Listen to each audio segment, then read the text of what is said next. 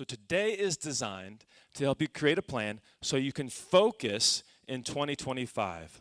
And that is why Brent Gove has chosen Shon Kokoszka to come out and speak to us today.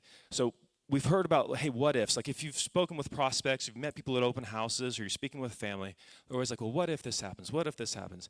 What if this person gets elected? What if interest rates go up? What if prices go down?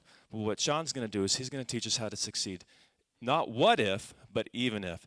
Even if this outcome politically is impacting you one way or the other, even if interest rates stay high, even if sales stay low, we're going to put together a plan that makes you successful. So please, everybody, put your hands together, stand up, and welcome to the stage, Shon Kokoszka. Oh. Great job, brother. Great job, man. Thank you. Love it. Hey, welcome. How we all doing? Guys, I am fired up. How about you? I love it. Love it. Fantastic. I already got a standing ovation, and maybe I should just go home. All right, welcome, everybody. Gosh, there's a lot of good-looking people out there today, huh? Turn to the person next to you and say, you look fantastic today.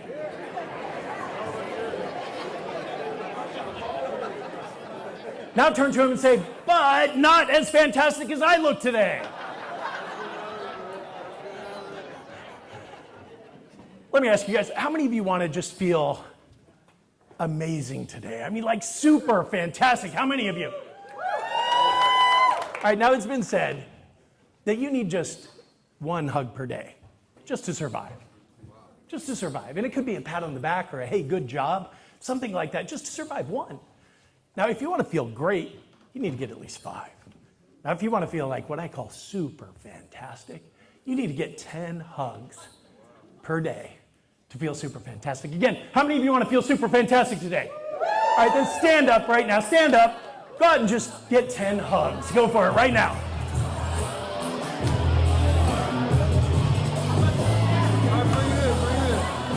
Thanks, brother.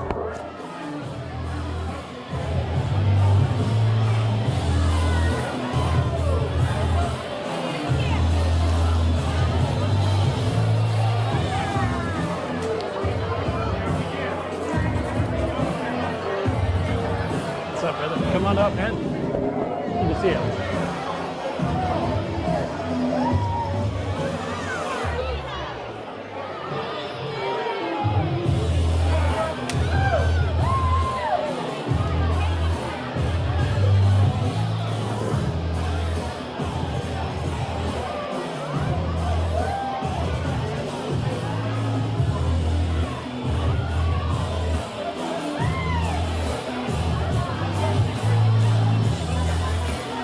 All right. Way to go, everybody. Find your seats. Let me ask, how many of you feel just a little bit better right now than you did 10 minutes ago? Anyone? By the way, how many of you got at least 10 hugs? How many of you got at least 10? How many of you got more than 10? See, we call that profit, okay? We call that profit. So you can get more than 10 hugs a day. You can give more than 10 hugs a day, no doubt about that. Now, guys, as I put you into this exercise, just to help you feel really good, just open your mind to learning today, well, I stayed up here and I acted busy. I'm getting a drink of my water, make sure my voice is going to sound okay for you, right? How many hugs do you think I got? 20. I'll give you one. You're my favorite person right now. Thank you. I actually got 2. I had 2 gentlemen come up and give me a hug. Yet the point being, if you just sit in your office, you expect that phone to ring, how much business are you going to do? None. Now, I bring this up because I was in Nashville, Tennessee. This is probably in 94, 95. We're presenting with my buddy Howard Brinton. He's passed on. Yeah, he was my mentor growing up through real estate. And 4,000 people in the audience, and Howard jumps off the stage, and he runs out into the audience, and he sees the first guy that he sees, and he says, stand up, give me a hug. And the guy looks at him, and he goes, Now talk to me. Why do you think he said no? Fear? Fear of what? Germs. Maybe he's a germaphobe. Could be. I don't want to get sick. Now, this is pre-COVID. So that what else? Talk to me. Why would he say no? Not comfortable. Not comfortable? Culture as well. Culture? Undoubtedly. Yet, Here's what happened. Well, Howard just goes to the next guy and says, stand up, give me a hug. Thank God the guy stood up. I mean, there's 4,000 people in the audience. Somebody was going to give him a hug. He stands up, gives him a hug, and then he goes up and he does his presentation. Well, after the presentation, as usual, a whole bunch of people come up to the front and they're around the podium and they're asking Howard this question, that question. Here comes this guy who said no. He works his way up to Howard and he says, Howard, I'm really sorry that I created that uncomfortable moment during the conference, yet let me tell you what happened. I was in a golf tournament a couple of days ago, and a ball on the fly hits me right in the ribs and it cracked 2 of my ribs. He said, man, I was having a hard time just sitting there, breathing, let alone stand up and give you a hug. So the lesson is, today especially, let's get out of judgment and let's get into curiosity. Y'all with me? Okay, we're going to be talking a lot about this word today, success. In fact, turn to the person next to you just real quick. Give them your definition of this word. Like if you were to describe this to a teenager, how would you define this word? Go ahead, turn to the person next to you. Give me your definition of this word. Who wants the mic? Any kind of accomplishment that you do, no matter how big or small it is. Great definition. What do you guys think? Yeah. Any kind of accomplishment that you complete, that you do, that you achieve, that no matter how big, no matter how small it is, you are a success. I love it. Somebody from this table, give us your definition of the word success right over here. Go ahead and announce your name too. Jody Ray from Reno, EXP. I said being able to live the life I want, no matter what, no struggles, no problems. Oh, I like that definition. Doesn't that feel good? Could you imagine that your life is just like that? Wouldn't that be amazing? All right, somebody from this table, just real quick, somebody give me your definition. Go ahead, sir. Tell us your name. Lionel Reyes, EXP. Success to me is someone who does something very well, and they love it every day, and they're very good at it. You can be a successful housewife. As easy as that. How do you like that definition, guys? Good. Pretty darn good. My man, how you doing, brother? All right, I love it. Right over here. You raise your hand, yes? Oh, did I? Yeah, give us your definition. Come on. Doing what you say you're going to do. Ooh, I like that. Now, guys, 4 different people, 4 different definitions. And if you had the time, if you took the time and asked tens of thousands of people what their definition of this word is, you'd probably end up with thousands of definitions. Is that fair? Yes. Is that fair? Yes. So this word is a little elusive, isn't it? It's kind of confusing. How do I know if I am a success? Well, I went to Webster's Dictionary, gang. I just looked up the word. Pretty simple definition, and I love it. Success is getting what you want.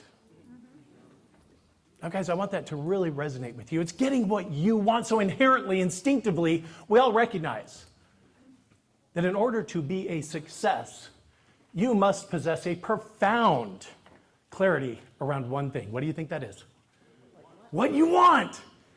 And so many times I see people, they take an average approach to identifying what they want, and even worse, an average approach on how they're going to get it. That's not today, guys. You're going to walk out that door today with the methodology, with a rock-solid business plan. Now, to me, planning is at the core foundation of everything that we do, and with the right plan, with the right foundation, okay, you can build your production, your business, your income, your lifestyle as big as you want to build it. How many of you guys want to 10x what you did this year, next year? Come on, talk to me. Good. Then you are definitely in the right room. Now remember, success is getting what you want. So I don't care if you want to close 2 transactions a year, 200 a year, or 8,000 per year. It really doesn't much matter. Maybe you're not like one of my clients, Chris Waters. Look at this, guys. Last year, 5,700 closed units. Wow. 2.4 billion in sales volume, over $58 million in gross commission income. Not bad. Here's another slouch of mine, a client of mine, Mark Spain. 8,800 deals last year. 2.73 billion in production, 68.2 million in gross commission income. Now, maybe you don't want to be Chris Waters. Maybe you don't want to be Mark Spain. Maybe you're a little bit more like Dan Krabashevsky. Now, look at this. He came to me in 2021. That year, he had done about 108,000 in GCI. By 2023, we had built his business. Now, guys, built his business. And I want you to key on in that word, okay? Many people, they get into real estate, they don't build a business, they build a crappy job. You with me? So what we're going to do is we're going to focus on how to apply leverage, and you too, just like Dan, could jump up to over 900,000 in gross commission income. Now this year he's on track to close just over 1.4 million in GCI. Doesn't suck, does it? Now remember though, it's about getting what you want. When I think about this definition, I think of my wife, I think of my best friend. You know, her number one priority in life is to be the best mother on the face of the planet. Just like the gentleman here, Mr. Reyes, is that right? He said you could be a very successful housewife. See, I'll tell you, my kids would look her in the eye and say, Mom, you're the best. To me, she's a massive success. All right, so moving on. This comes from the book, The One Thing. Turn to page 1 of your workbook today. Yeah, I had the pleasure of collaborating with Gary Keller and Jay Papasan in the writing of this #1 New York Times bestseller. And I had the pleasure of creating all of the training curriculum on the back end of the success of that book. In fact, Tom, you've been through the platform. You in fact got your certification in the one thing, right? Now there's 3 circles that you guys see there. In that top circle, I want you to write in that word, know, K-N-O-W. In the lower right circle, write in the word do. In the lower left, write in the word have. See, gang, these 3 circles, they represent everything you'll ever know, everything you'll ever do, everything you'll ever have in your lifetime. Now I want you to draw this triangle. I want you to take the point of the triangles and go kind of close to that center of the circles, if that makes sense. Just draw it out just like you see it. And you see how it creates that little sliver, that piece of the pie. See that piece of the pie? It represents everything you'll ever know, everything you'll ever do, everything you'll ever have. By the way, you'll never know it all.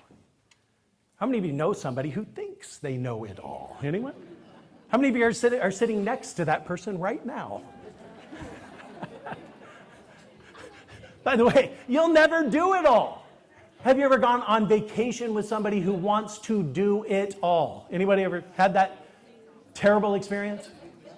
See, that's my mother. She's got everything planned from 6 a.m. till 11 p.m., and it's go, go, go, go, go. It's exhausting. You'll never do it all. By the way, you'll never have it all. I mean, think about it. If you had it all, where would you put it? You can't have it all. You can be the richest person on the face of the planet. You'll never, ever have it all. Now, at the center of the triangle, I want you to write in 2 very powerful words. It's my choices. See, it's your choices that's going to dictate everything you'll ever know, everything you'll ever do, and everything you'll ever have in your lifetime. By the way, you made a great choice to be here today. Turn to the person next to you and say, you made a great choice today. Tell them, you're really smart. But not as smart as I am. All right. So, powerful question. What do you want? Guys, it's a blank canvas, and you can paint whatever beautiful picture you choose to paint, no doubt about that. I would encourage you to focus on 3 basic categories of your life. Number 1, personal and family. This is most important, right? Personal, like your relationship with your maker, your spiritual life, not a religious statement. And if that upset you, just take a pill, okay? Personal life, your family life. What do you want there? Are you clear about that? Or do you just show up and say, gee, I wonder what's going to happen today? And of course, material possessions. You have my permission to be completely and totally materialistic as you think through these things. What do you want to own? See, if you don't know what you're going to do with the extra money once you've made it, chances are you're not going to work hard enough to achieve it. You guys with me? Yeah. All right. And then finally, financial achievements. I'd encourage you to think about your stock portfolio, your 401k, your real estate holdings, investments, your GCI, your NZI. All of those things come into play here. So 3 categories. I just encourage you to get into that space to truly explore what you want. Now, part of the challenge, how many of you guys are familiar with Simon Sinek's Golden Circle? It's up here on the screen. You guys familiar with this, yes? See, we as leaders, and you're all leaders in your own right, there's no doubt about that. You lead yourself to production every day. You lead your family to make wise choices and decisions. And you lead your buyers and sellers to make excellent investments and great choices through this process, yes? So we're all leaders. Yet we as leaders, we generally, maybe we sit down, we're going to do our business plan, and we think, okay, we start from the outside in, don't we? What am I going to do? How am I going to do it? And most of the time, it's like, forget the why. Yet, guys, when the why is powerful enough, the how, it simply shows up. In fact, I want you to write that down real quick. When the why is powerful enough, the how simply shows up. Let me paint a picture for you. Imagine that I have a board, it's 5 times the width of a normal balance beam, it's thick enough to support your weight, and it's 300 feet long. Now it's on the ground, and you're clear down at that end, and I'm over here, and I say, hey, listen, I'll give you $10,000. If you can walk across that board, don't fall off either side, and I've got your $10,000 right here. How many of you guys would take that risk? Yeah, all of us. 300 feet, 5 times the width of a normal balance beam. Of course you'd take that risk. Yeah, let's change the circumstance just a little bit. Let's take it from one 20-story building rooftop to another 20-story building rooftop. You're on one building and I'm on the other. I got $10,000 in cash. How many of you guys would take that risk? Talk to me, come on. It's windy. It's raining. Well, anything above 3 stories, if you slip, you fell, well, it's game over. The risk is not worth the reward. Now again, let's change the circumstance. Let's say that you're on one building rooftop, you're all alone, and on the other building rooftop is your 2-year-old child. Maybe it's your niece, your nephew, your grandson, your granddaughter. They're on that building rooftop, they're all alone, and that building's on fire. How many of you wouldn't even think twice? You'd figure out how to get across that board and save that baby. Anybody? Anybody other than me? See, when the why is powerful enough, the how, it shows up, the energy shows up, the actions show up, and guess what? The results show up. So I say start with why. What is your why? What gets you out of bed every single day to do your job? If it's just money, that is a short road to burnout, I guarantee you. What is the true why? Now I'm going to be a little bit vulnerable with you guys today. I want to share with you my why. Is that okay? Now, if I cry, somebody bring me a tissue, okay? It's been said if your why doesn't make you cry, well, you're not going deep enough. Guys, when I got into real estate, I was 20 years old. That was 33 years ago. Ooh. Do the math. Do the math, it's fine. Yet, I found almost immediate traction because I had all this energy and I could connect well with people and I knew the market. I mean, to prepare me for my real estate career, I delivered pizzas for 2 years in our in our market area, so I knew all the streets, I knew all the houses. I had a pretty firm understanding of the market area, and I connected well with people. You know, after about 12 months, I'd increased my production as a buyer agent on a team, by the way, to over 100 closed transactions. I had several $100,000 commission months as a 22-year-old kid. And I was picked up by many of these speaking companies like National Association of Realtors, Howard Brinton Seminars, all of those things, iRealISucceed.com, all of those companies wanted me to come in and present. How was I doing what I was doing? What were the models, the systems, the technology, and how did I leverage through people? And I loved teaching people, and yet, guess what? It was all about me. It was all about my stupid ego. It really was. There was no real why behind it. It's just like, I just love to have people listen to me, right? It was kind of a shallow existence, quite honestly. Now, I found myself, fast forward 8 years. I'm on the road 200 days a year presenting to groups like this and just having a blast doing it. And again, all about me. Now, we had our first child when I was 28 years old, and I decided I didn't want to do that anymore. I wanted to be home. I wanted to raise this baby. Started into that why aspect of life a little bit, right? Yet it was more superficial. And I thought, well, I looked at my resources. I'd built the team to the point that I didn't need to be there anymore. I'd gone from buyer agent to lead buyer agent to listing specialist to take over the team. And I built the team to where I was no longer in production. I didn't have to go on listing presentations, work with buyers, and I was a distraction to everyone around me. So I decided, well, what are my resources? I'm not a smart man, but I do know real estate. So I started a mortgage company. Then I started a title company. Then a development company. Then a home building company. And guys, it was quite a ride. It was millions of dollars of income every single month, and I was reinvesting, rolling up my sleeves, and it worked really, really well until 2008. How many of you guys were in business in 2008? Painful times. Blood in the streets. I had 16 land developments, over 100 homes under construction. Everything we built was custom. It was above $1 million, 95% pre-sold, and I had buyers walking away from $250,000 earnest money deposits. I was in debt to the construction lenders, about $130 million. I had about 35 million of my own cash invested. And guys, I lost it all. Literally lost it all. Painful times, to say the least. In fact, I was adding up my life insurance policies wondering, would my family be okay if I weren't here? Now here's what I learned. When you're at your lowest of lows, And some of you in the audience are feeling that way right now. You have the most opportunity for growth. Are you guys with me? So I looked back at my career, I looked back at my life, and I said, where did I add value to people? Where did I feel significant? I was doing things like this to just help others. That became my why in the moment. So I rebuilt the real estate sales team. I closed down the other companies, got out by the skin of my teeth, and just poured myself back into real estate sales. Built the team, sold the team, and pursuing that why, pursuing that purpose, I aligned with a guy named Gary Keller, the founder of Keller Williams. He said, Shon, are you open to new opportunities? I said, well, I listen to smart guys, and I think you're a pretty smart guy. So what do you have in mind? He said, well, I want to start this little company called Keller Williams Maps Coaching. And we grew that to be the largest coaching and training company that real estate's ever seen. With over 5,000 one-on-one coaching clients, over 400 coaches, bold training program. I just met Leanne this morning. Leanne, where are you at? Oh, she must have just stepped out. She went through the bold training program 25 times. And I got to tell you that it just fed my heart, it fed my soul today when she said, if it weren't for bold, I would have been divorced. I wouldn't be where I'm at today. Bold literally saved my career, it saved my family, it saved my life. And guys, that is the purpose. So my why, well, frankly, it's you. And I just sincerely, I appreciate each and every one of you for being here, to listening to what I have to say and allowing me to just take the stage and live my purpose. You're why I'm here. You're the reason I'm not 6 feet under, okay? So no pressure. No pressure. Yet we're going to get through this together. As I said earlier, when the why is powerful enough, the how, it simply shows up. When I think of that, I think of people like Dr. Martin Luther King.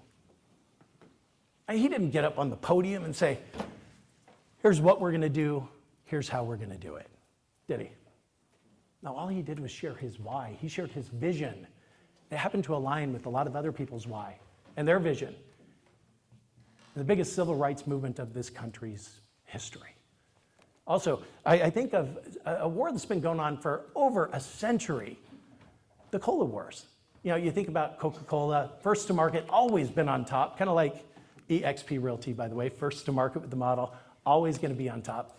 Well, they released this commercial in 1971. Anybody remember the commercial, the song that went along with the commercial? Yeah, those of us that are older, we know the song. It was, I'd like to buy the world a Coke in perfect harmony. Now, the reason they launched this ad campaign is because the marketing people, they were really smart, and they said, why would somebody continue to buy Coke when Pepsi's on the scene? Sure, they're in a distant second place, yet we need to stay first. Yet they started with why. What the world craved was peace at that time. Yes, you guys with me? I mean, this is late 60s we're going on, early 70s. Teenagers growing their hair out, smoking pot, rebelling, peace signs all over the place, especially on the side of those vans, right? What they craved was peace. So they answered the why. I'd like to buy the world a Coke in perfect harmony, right? Now, it's 1984. Let's fast forward. Pepsi comes up with their ad campaign. They ask themselves, why would somebody buy Pepsi instead of Coke? Well, Michael Jackson, height of his career, 1984, they hired him to do a commercial. Anybody remember the commercial? Yeah, exactly. Who remembers what happened that gave them over $1 billion worth of advertising free of charge? He caught on fire during the filming of the commercial, right? Now, think about this. What did the world want at this time? See, the baby boomers are getting a little bit older. They came up with a slogan, and that's the choice of a new, younger generation. See, baby boomers wanted to feel younger. You guys with me? So why would they buy Pepsi? Because of that need, that desire. So they started with why. Then, balls back in Coke's court, what did they do? They got away from the why. You guys get this, right? They went to the how. They went to the what. They came up with new Coke. And even though it won blind taste tests across the globe, it almost bankrupted Coca-Cola. They barely survived. They came back with Coke Classic, right? To finally get back up on top. Yet anytime we get away from the why, you guys, which way are we going, up or down? Down. Get clear on your why. Whatever it takes. And if it doesn't make you cry, you haven't gone deep enough, okay? All right, so the two most important days. I love this quote from Mark Twain. The day you were born and the day you find out why. Why were you born? Why are you here? Make that why burn with white heat intensity. Now, I'm going to take you through a quick guided visualization. So I want you to remember the first lesson, the hugging exercise, get out of judgment and get into what? Curiosity. So what I'm going to ask you guys to do is just trust me. This is an exercise that ideally will help you find a profound sense of clarity around what you want. So again, suspend all judgment. Get into curiosity with me, and I'm going to ask that each one of you just simply close your eyes. I want you to put both your feet flat on the floor. I want you to get in a really comfortable position. I want you to start by taking a deep breath in through your nose, exhaling completely through your mouth. As you breathe in, I want you to imagine you're breathing in strength, energy, beauty, and love. As you exhale, you're exhaling all the negative thoughts, all that negative emotion, all that negative energy is expelling your body through your mouth. As you breathe in deeply again, imagine the air around you is your favorite color. It's supporting you, it's renewing you. Now in your mind's eye, I want you to imagine with me that you're walking down an old dirt road. The grass has grown up about 3 feet tall on either side of the road. In fact, there's large trees on either side of the road in rows, and the branches create kind of a canopy above this old dirt road. It's autumn, the leaves are changing colors. In fact, as you look down, you can see the leaves dancing beneath your feet. You can hear them crackling under your feet. You can hear the birds chirping. The sun is on your back. It strengthens you, it renews you. As you continue your journey down this road, the road becomes a hill, and you start trekking up the hill, thinking it might be a little bit more difficult, yet you're still full of energy. You feel renewed. You feel just energized. Now this hill has turned into a mountain. Now you're climbing up the mountain on this trail, this road that has become a trail, and you're going left and right up the switchbacks, climbing toward the peak of this mountain. Not just now, you turn around and you look at the landscape beneath you, and you recognize this is the most beautiful, serene place you've ever seen in your entire life. I want you to take a mental picture of what that looks like. Now you focus your energy and your attention back to your trek in an effort to reach the peak of this mountain. And as you're getting closer and closer, you see somebody has appeared, and they're walking toward you. They're descending from the peak of the mountain. Now, as they get closer still, you recognize that this is a much older person than you are. As they get closer still, you recognize they're the same gender that you are. And as they get close enough to engage them in conversation, and you engage them politely as you always do, the moment that they respond, you recognize that you're talking to yourself 20 years from today. Now this future self is going to impart wisdom upon you. They're going to tell you what you've accomplished. They'll tell you about your relationships. They'll tell you about your why. They'll tell you about your purpose. Now this is a positive conversation that is not allowed to go to the negative side of the fence. Only positive. And I want you guys to just relax into this conversation right now.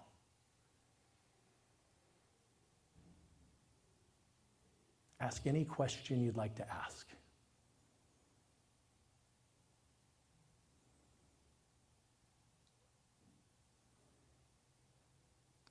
I want you to enjoy this conversation just for a couple of more moments.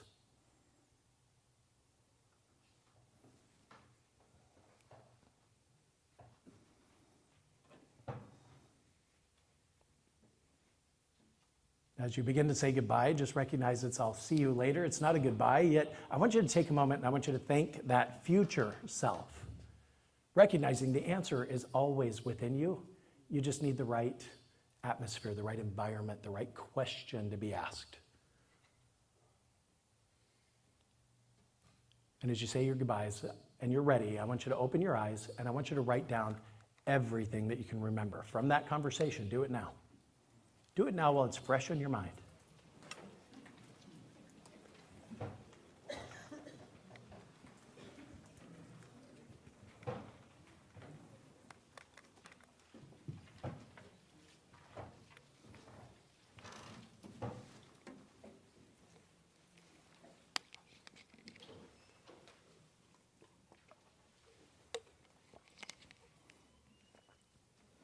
All right, how we doing, gang? How many of you guys found maybe a little bit more clarity as to maybe who you want to become? Anybody find a little bit more clarity today? Now, I'm curious. In fact, I want to introduce you guys to somebody that I asked not to show up today, yet they showed up anyway. Frankly, it's a little bit awkward, and yeah, they know who they are. It's a person that I call Mick. We all have a Mick, by the way. Mick is an acronym. It stands for My Inner Cynic. See, I'm talking about this internal dialogue, this internal voice. I'm just curious, how many of you, when you were writing down what you remembered from the conversation, started thinking about things that maybe couldn't get done? Meaning, you're going to write something down that you accomplished. I can't do that. See, that's Mick's voice. Mick tells you, don't call that prospect again today because you tried them yesterday, they never called you back. And when we listen to Mick, we're liable to make a few errors in judgment every single day. Would you agree? See, Mick has a very specific job. Mick's job is to keep you small, to keep you comfortable. Yet it's those of you who enhance your ability to be comfortable being uncomfortable. You're the ones that are going to get on in this game, that's for sure. See, the more you risk your ego, the bigger your bank account balance gets. You guys with me? So, a lot of people think that success, it looks like that diagram on the left, right? I got my real estate license straight out of a can, man, I'm going to close 100 transactions my first year in real estate, right? And yet, those of you who have been there and done that, maybe achieved the pinnacle, right? You recognize success does not look like that, it looks more like that, yes? Guys, I'm here to tell you success is a mess. Now, this requires a new mindset that we're going to talk about a little bit later today, yet it requires a new mindset. See, most realtors that I know, they're into fixing things. Now, follow me. They fix this, they fix that, they put out this fire, they put out that fire. And they feel more like a firefighter than they do a professional. Can anybody relate? See, one of the things I love about real estate is that it's a very calm and predictable business, isn't it? Now, you can go from the heights of glory to the deepest, darkest places of depression, all between 8 and 9 a.m. You guys with me? Success is a mess. Now, the new mindset, it's not about fix, fix, fix. It's about fix, prevent, prevent, prevent. You guys with me? This is how great businesses are built. This is how great systems are built. Now, I had the pleasure of flying out here to California. I met with a guy named Michael Gerber. Anybody know that name, Michael Gerber? What did he write, Joey? E-Myth. The E-Myth. I read that book in my early 20s, guys. It changed my life. I spent $10,000 to fly out and meet Michael, get my E-Myth certification. Man, I came back to the office on fire to systemize everything that we were doing. Now, a system to me is a standardized process produces a consistent and predictable result. Now, with that said, a lot of people come up to me, especially when I give my systems talk, right? They say, okay, Shon, what systems do I need right now in my business? Well, it's a challenging question. Because the answer is different for every single person in this room. Would you guys agree? Yes. So here's my input. Identify your key frustrations. Your key frustrations are the things that you're quote unquote putting up with right now, and recognize it's not you, it's not your team, it's not your colleagues, not your vendors, clients, or prospects. It's simply the lack of a system. So we're going to get into that a little bit later today. Yet, guys, success is a mess. And I'll let you in on a little secret. Those people that I've coached to achieve extraordinary success, they recognize there's no such thing as failure. They recognize that when we fail forward. In their mindset, failure is not an option, only learning experiences. So how do you like that new mindset? Fix it once, prevent it from ever happening again.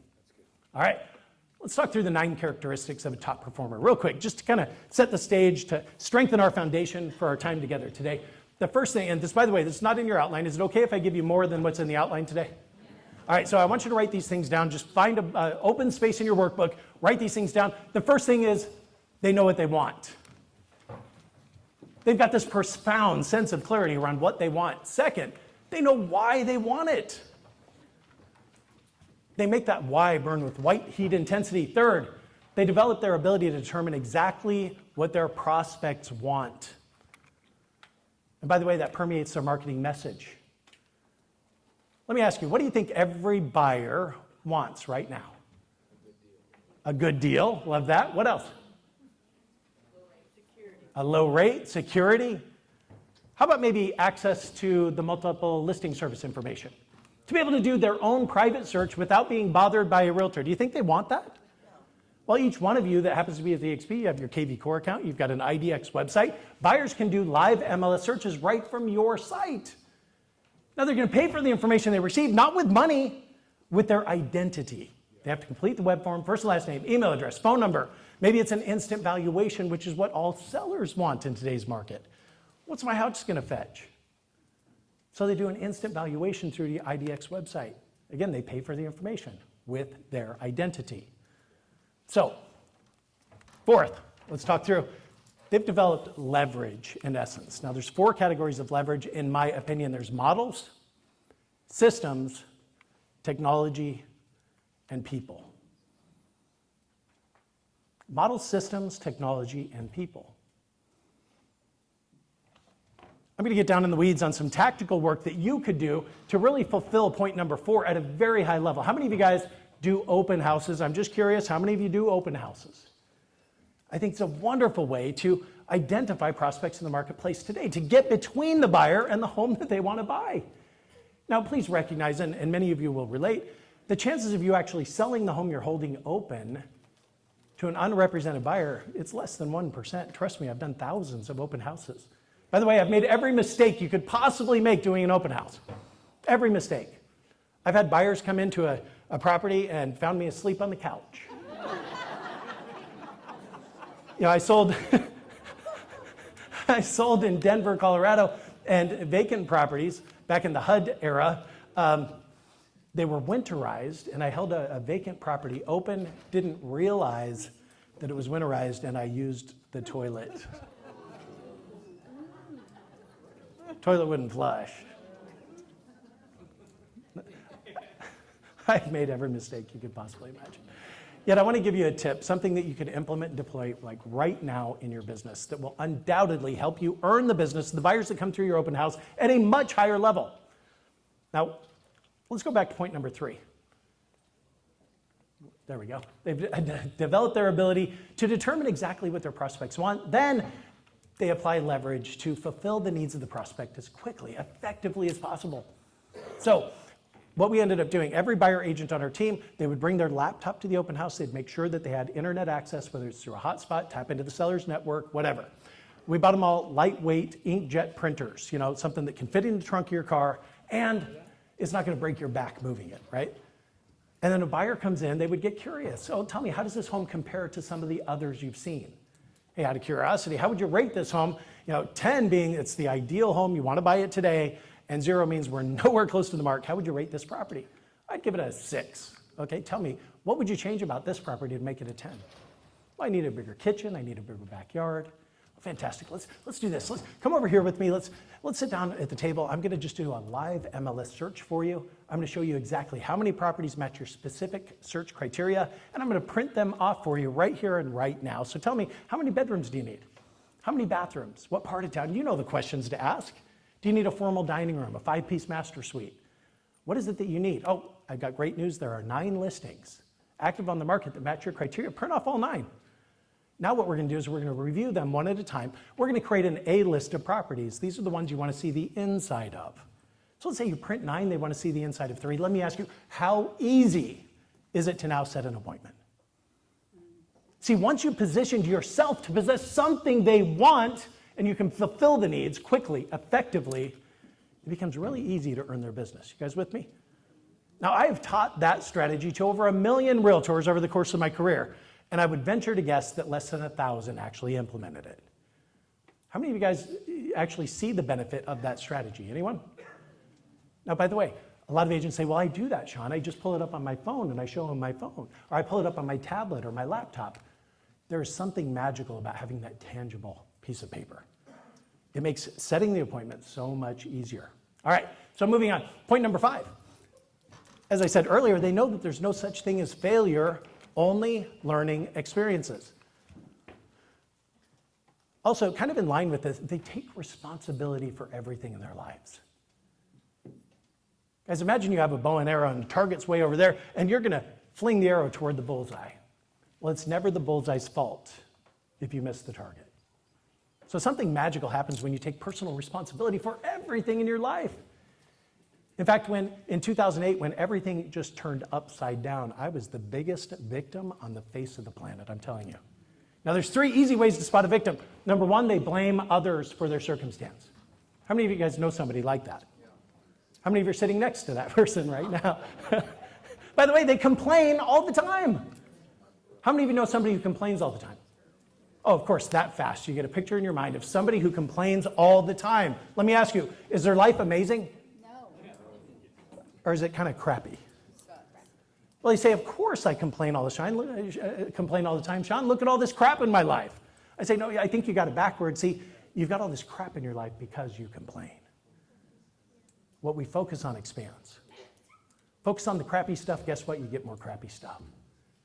Focus on the positive things, taking responsibility for everything in your life, and I mean everything. Something magical happens. All right, moving on. Point number 6. They're willing to stretch. They set their goals, their expectations for beyond what they think is humanly possible. In fact, it's been said that if people aren't laughing at your goals, you're not thinking big enough. So they're willing to stretch. See, the bigger we think, the bigger relationships, actions, and habits we begin to form in the process. Point number 7, they make a commitment.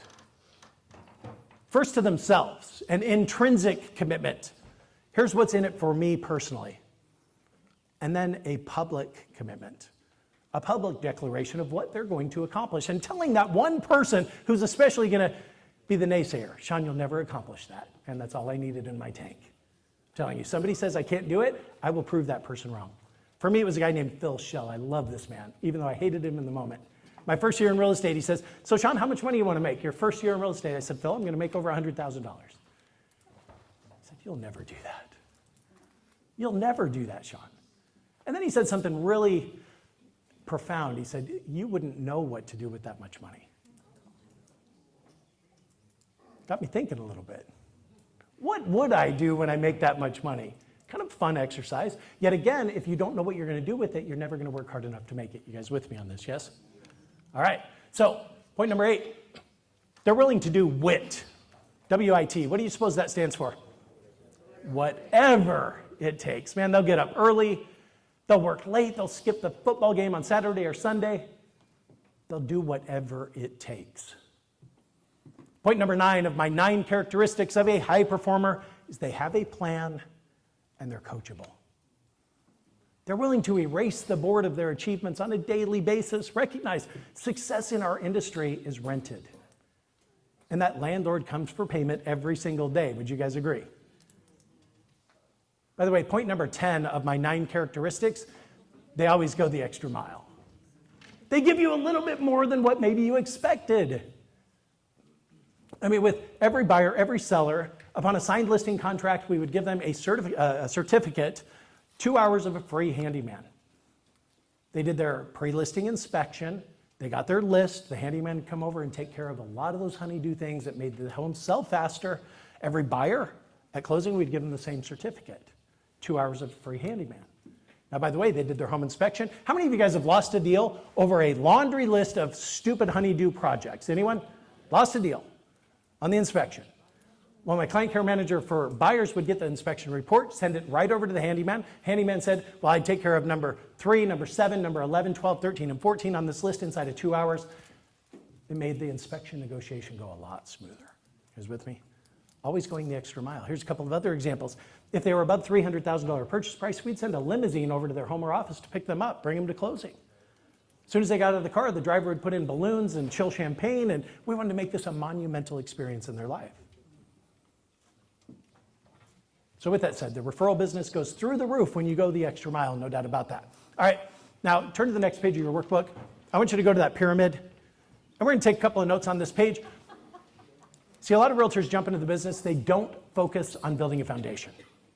They focus on their next deal. Where's that next buyer? Where's that next listing? There's 4 quadrants that make up the strength, the depth, the width, the amount of steel within your foundation.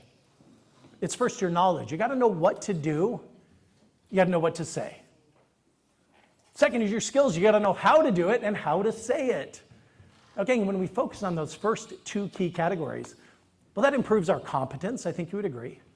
leads to a higher level of confidence, and it impacts our mindset in a very healthy way. Now, I believe 95% of your success in real estate sales happens to be mindset. And whether you think you can or you think you can't, you're what? You're right.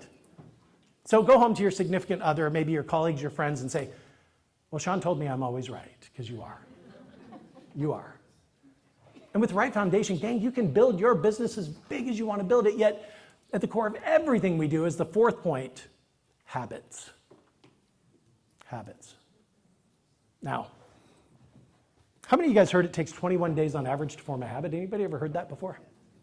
Now, when we wrote the book, The One Thing, we found no evidence, no research that supported 21 days to form a habit. In fact, we did find Megan Oten's research. She's out of the University College of London in Australia, as well as Charles Duhigg. He's the author of this book called The Power of Habit.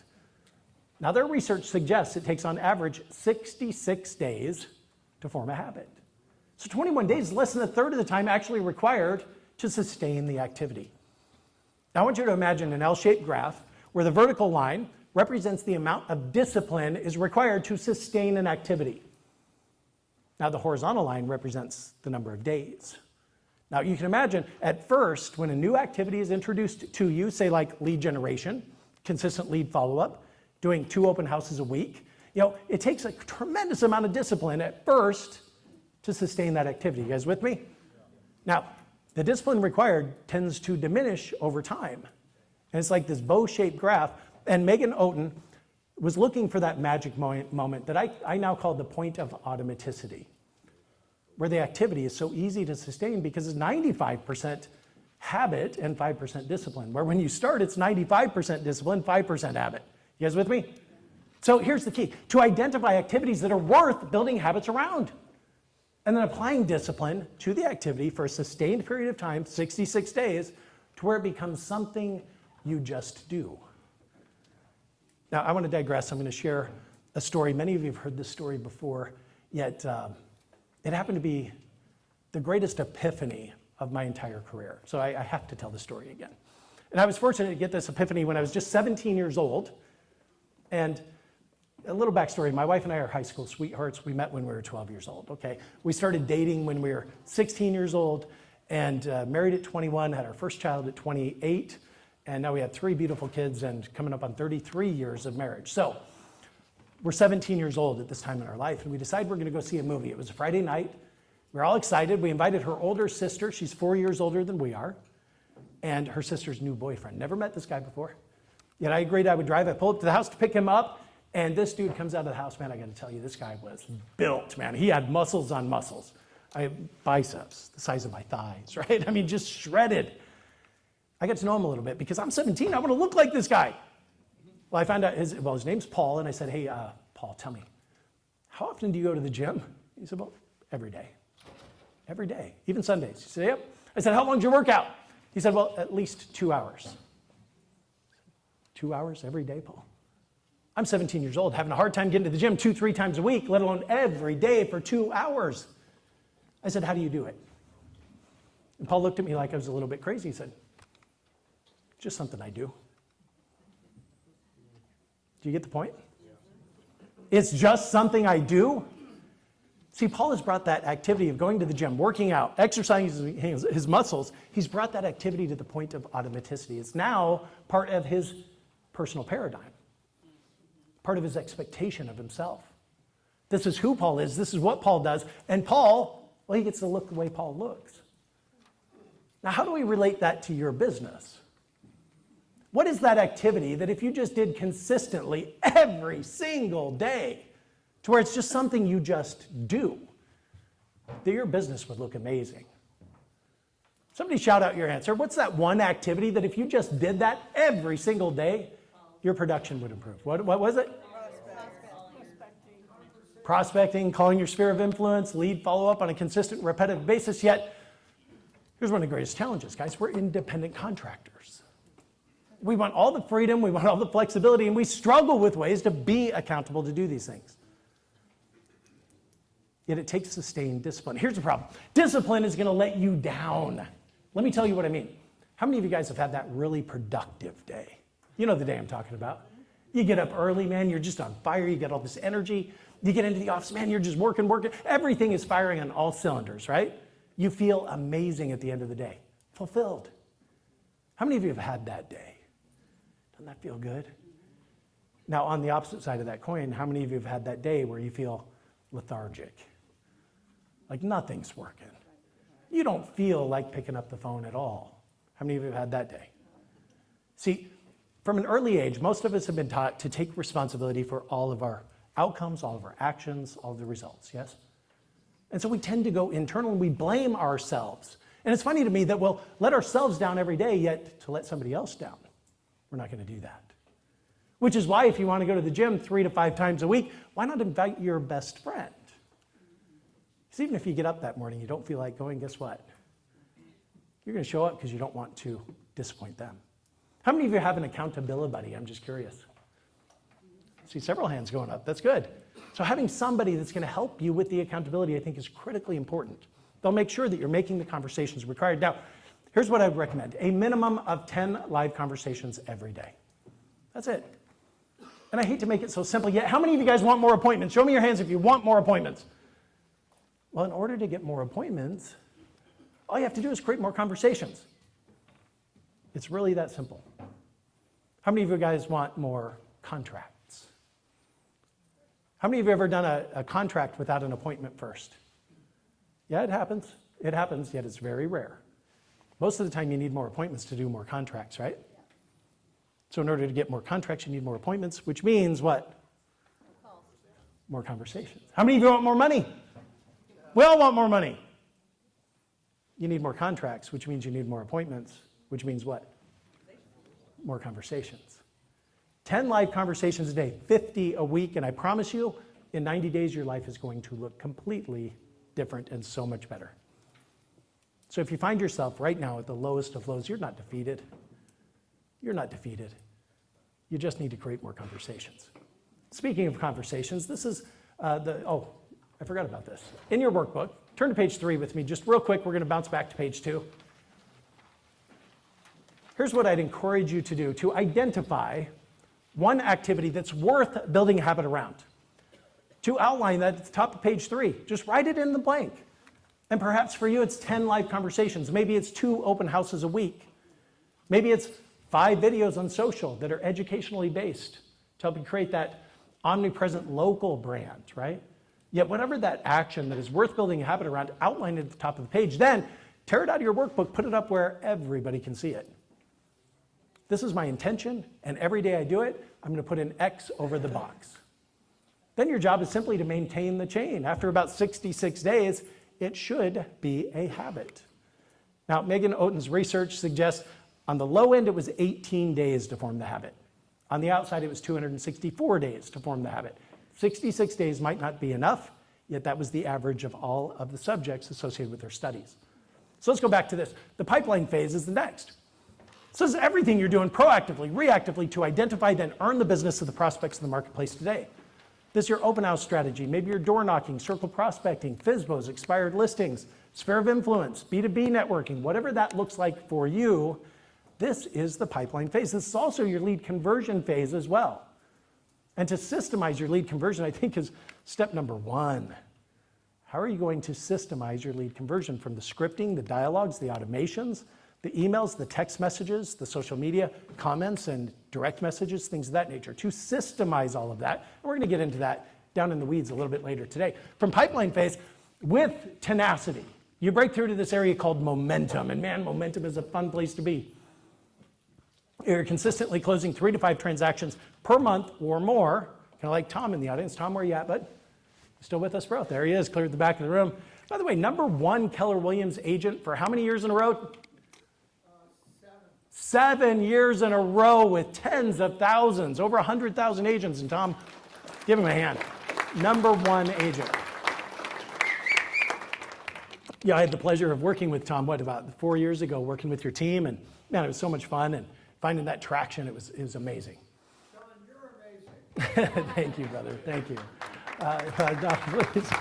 Thank you, guys. Thank you, Tom.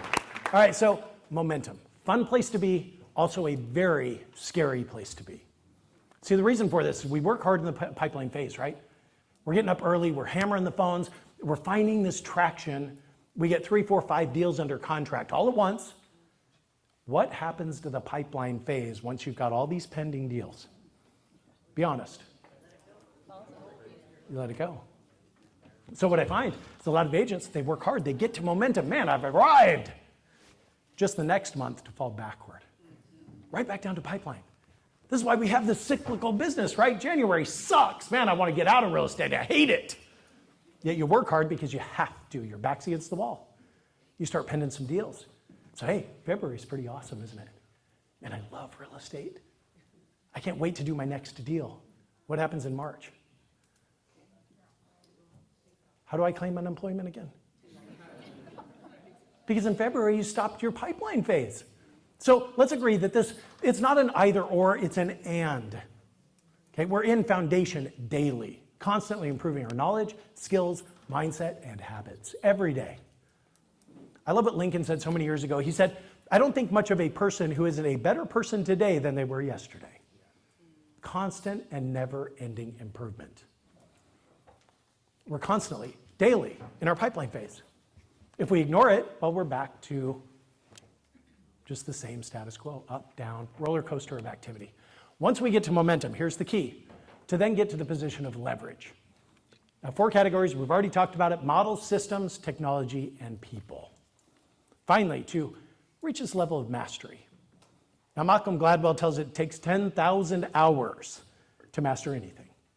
So to me, it's a lifetime journey. How many of you believe that the more you know, the less you know? I mean, there's always a new and exciting way to do things, and technology is moving so fast, it makes your head spin, no doubt about that. So here's a question. In fact, I'd encourage you to turn to the person next to you and share with them your answer. Which phase are you in right now? Or which phase is? As we said, it's an and versus an or. So maybe you're in foundation and pipeline, and momentum, and leverage. You guys with me? Yeah, share with them, which phase are you in, and what steps will you take this week to get even an inch closer to the next phase of the model? Go ahead. From this front table here, tell me, which phase are you in? Who wants to go? All right, let's hear it. Okay, which phase are you in right now, or phases? My phase is going to be foundation. Foundation, fantastic. And what are you going to do this week to get firmly rooted in that pipeline phase? Just make calls. Just make calls. I love it. Who are you going to call? Don't say Ghostbusters, please. So I'm still in the process of switching from KW to EXP. Whoop, whoop. Yeah. So I need to shadow open houses and shadow Johnny, and then I'm going to be able to get access to punt and call leads. You got it? Fantastic. When are you going to do it? Is it time blocked? It is, yeah. Fantastic. Give him 2 claps. Ready? Let's hear from somebody from this table here real quick. Which phase are you in? What are you going to do this week to get to the next phase of the model? Jason, take it away. No, thanks. Voluntold, right? I think for me right now, I'm always in foundation daily, trying to learn what I can and apply it. But right now, I think I'm in pipeline. Okay. I'm building my pipeline right now. All right. And what are you going to do this week to get one step closer to momentum, brother? Talk to me. Continue to get on that phone every day like I've been doing. Okay, good, good. And how many conversations are you going to create? Well, you said 10, but I'm trying to have more than that. More than 10? I love that. So what number? Is it 11? Is it 20? The goal is to at least have 20 today. 20 per day. Let's help Jason with accountability on that, huh? 20 conversations per day. Man, I love that. Now, by the way, when we track our numbers, and I think this is critically important, to track our numbers, understand how many conversations can you create in an hour? Now, the average person I coach creates 5 to 7 live conversations per hour. That's if they're not using dialer software. Now, if you're using dialer, it'll be 8 to 10 live conversations per hour. Then track how many conversations do you need to create to set an appointment, whether it's a buyer or seller. Then I want you to track the results of your appointments. What's your conversion rate from listing appointment to signed listing contract? What's your conversion rate from buyer appointment to signed buyer agency agreement? And once you have an agency agreement in place, whether it's for a listing or a buyer, what's the percentage that actually close?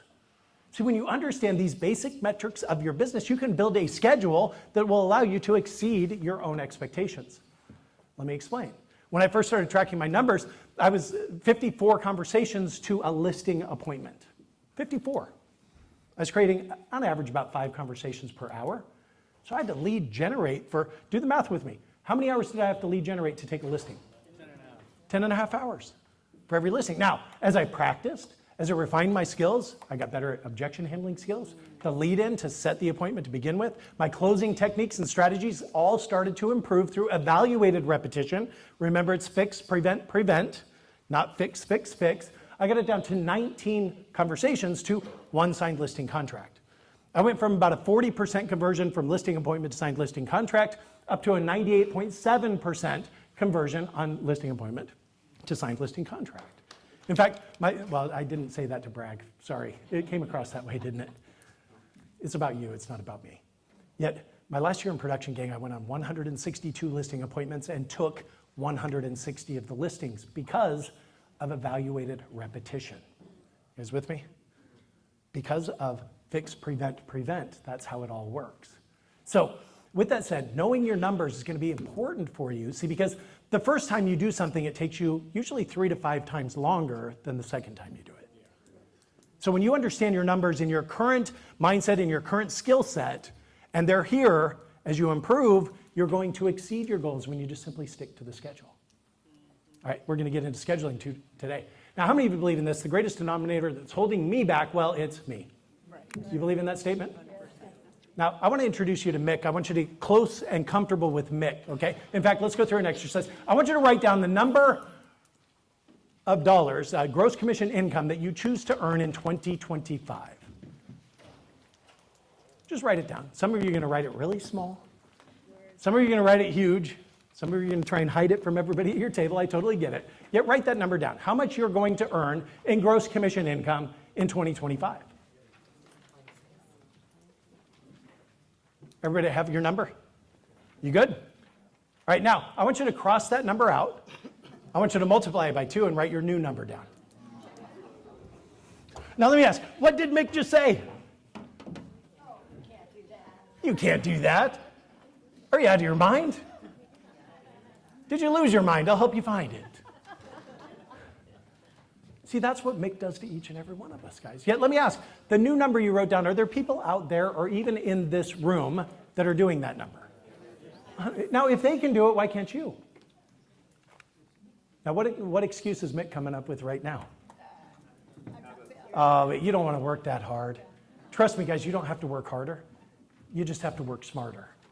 And that's what today is all about.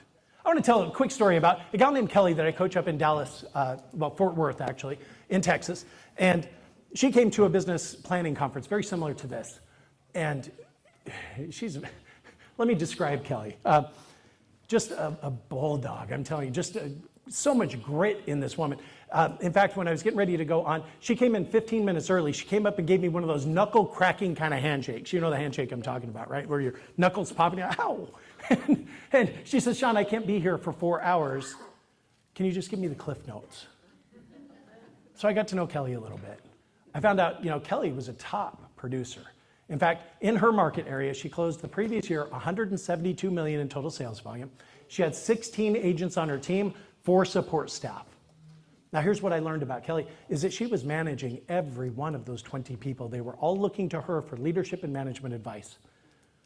I learned that Kelly won all the awards. Everybody knew her name. I also learned that she was completely and utterly miserable with her career. She was working 70, 75 hours a week. She hadn't taken a vacation for 3 years. She had an 8-year-old son that she missed all of his soccer practices and most of his games due to the urgent matters of real estate. And when she was somewhere, she couldn't be there. Does that make sense? Like she's at her son's birthday party, and even physically she was there. She was not there mentally. She was constantly on her phone, just completely miserable. So she sat down, she took my advice, she stayed there for 4 hours. She immediately engaged me as her coach. We brought her from 16 key direct reports, working 75 hours plus per week, down to 3 key direct reports inside of 90 days.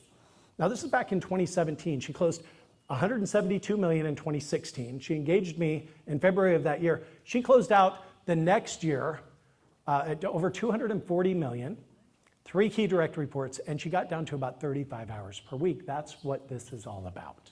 And that's the methodology each one of you are going to engage with today, and that you're going to learn today to how to apply leverage, accomplishing more in fewer hours, working smarter, not harder. How many of you guys with me? Turn to the person next to you, give them a high five and say, I'm with him, how about you? All right. Now, I just put this icon maxim up here on the screen. Now, maxims to me are just simple phrases that can almost magically change your mindset, okay? Now, dream believer or dream buyer, you choose. See, what I've learned is that dream believers, they're always in abundance, yet dream buyers are rare. Every dream that you have, every dream I have, well, it comes with a price tag. And are you willing to pay the price to obtain the dream? I mean, for you, maybe it's 10 live conversations a day. Are you willing to pay the price? How many of you want to make 2025 the best financial year of your lifetime? Now, what if I told you it was going to be like super hard? How many of you are still with me? What if I told you you have to experience rejection every single day, yet you're going to have the best financial year of your life? How many of you are still with me? What if I told you you have to make a minimum of 10 live conversations per day? Are you still with me? And 10 hugs. I love it, man. Way to go. See, dream believer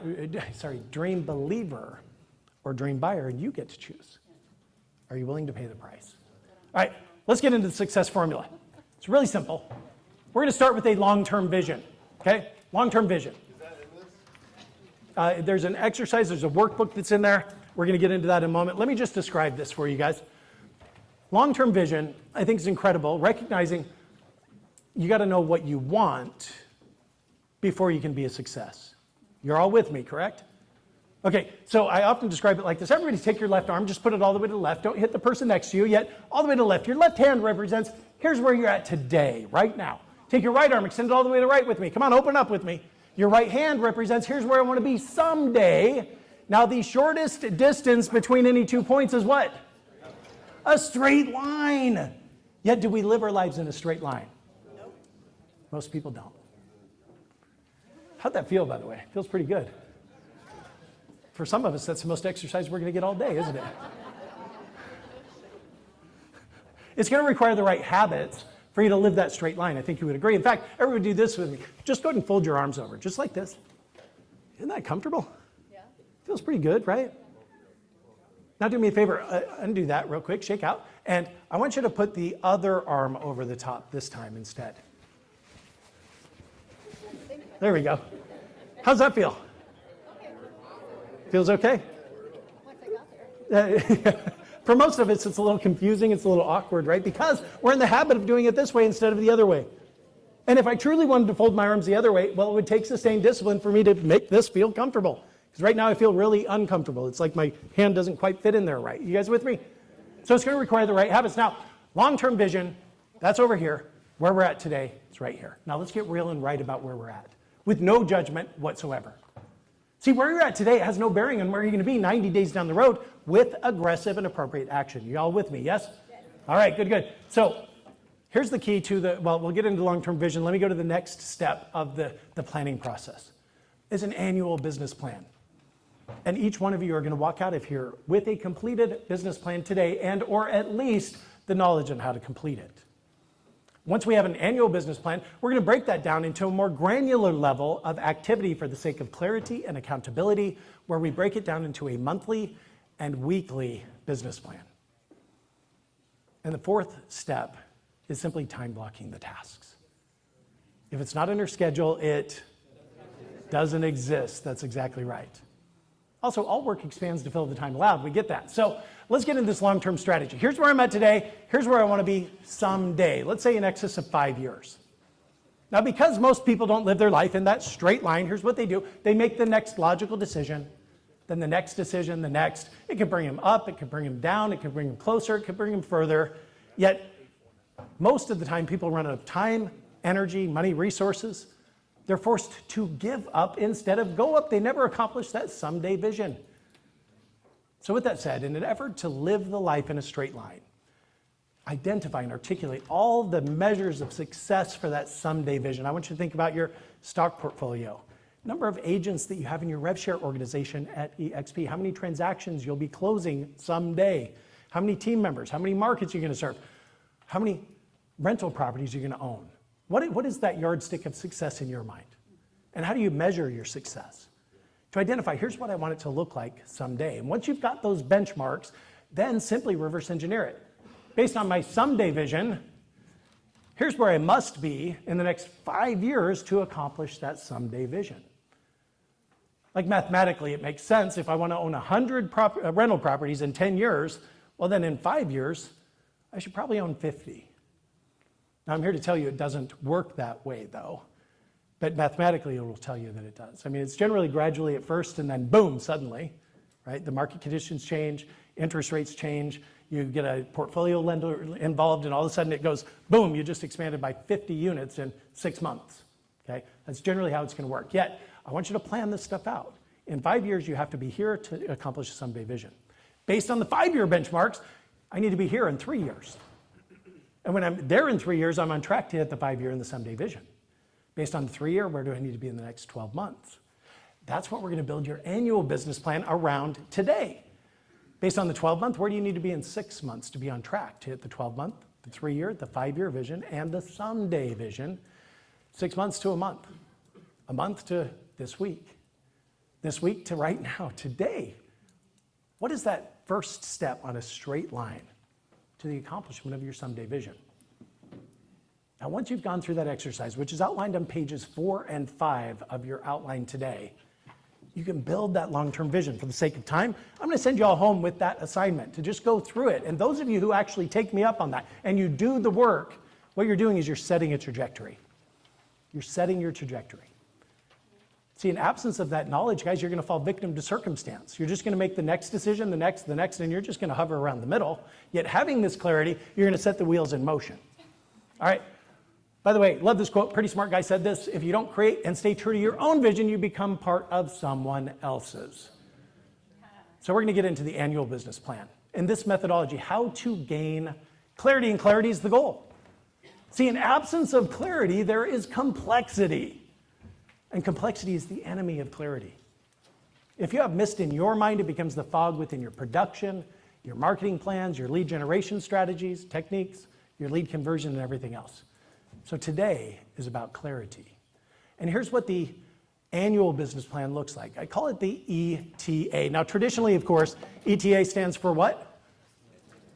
Expected time of arrival. Yet just like that, your annual business plan will give you turn-by-turn directions. It will get you to where you want to be in the time frame you want it. So in my methodology, ETA stands for expectation. Now, expectation, to me, is merely a better word for the word goal. See, I think the word goal is overused, especially in our industry. I think you guys might agree. And when I set a goal, man, it feels heavy, doesn't it? It almost opens the door of doubt in my mindset that I might not accomplish that. I mean, after all, it's a goal. So I prefer to set expectations. How many of you guys agree that words create energy and emotion? Yes? So when I set an expectation, I just expect it to happen. Impacts my mindset in a really good way.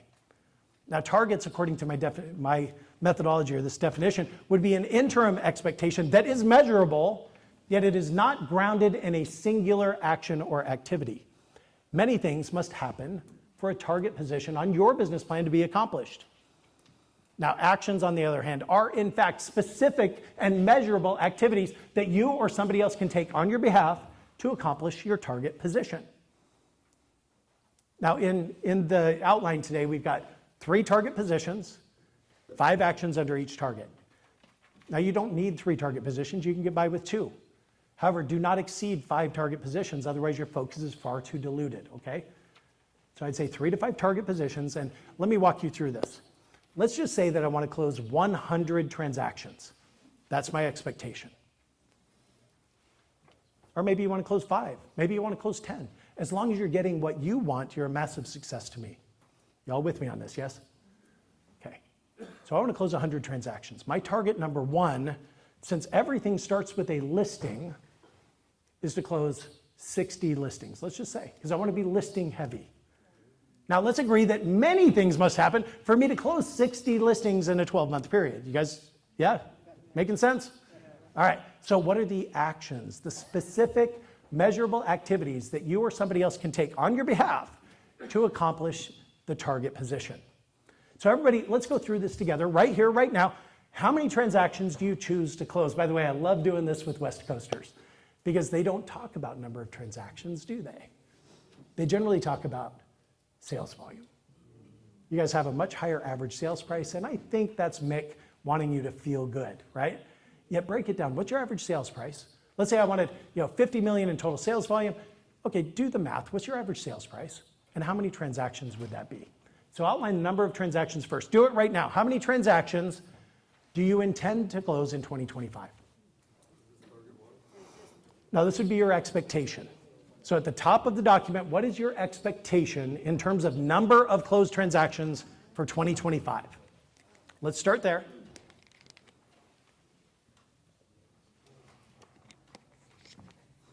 And let's go through the mathematical exercise. What's your average sales price? Do the math. Take out your cell phone, do the math.